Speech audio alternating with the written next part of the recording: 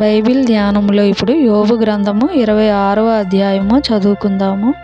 అప్పుడు యోబు ఈలాగున ప్రత్యుత్తరమిచ్చెను.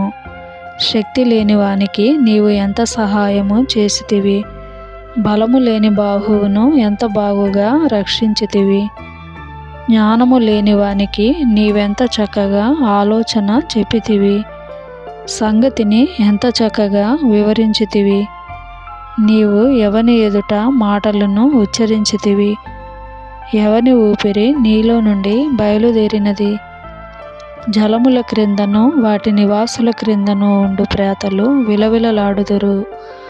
ఆయన దృష్టికి పాతాళము తెరవబడి ఉన్నది, నాశన కూపము బట్టబయలుగా నున్నది.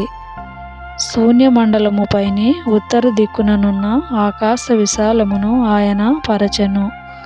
శూన్యము పైని భూమిని వ్రేలాడ చేసెను. వాటి క్రింద మేఘములు చినిగిపోకుండా ఆయన తన మేఘములలో నీళ్లను బంధించెను.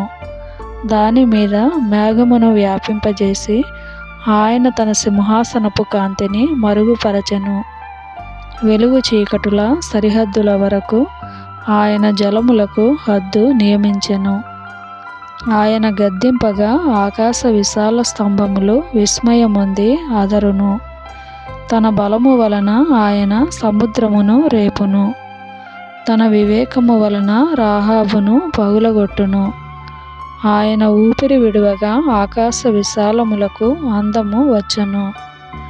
ఆయన హస్తము పారిపోవు మహాసర్పమును పొడిచెను.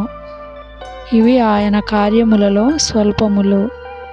ఆయనను గూర్చి మనకు వినబడుచున్నది మిక్కిలి మెల్లనైన గుసగుస శబ్దము పాటిదే గదా. గర్జనలు చేయు ఆయన మహాబలము ఎంతైనది గ్రహింపగలవాడెవడు.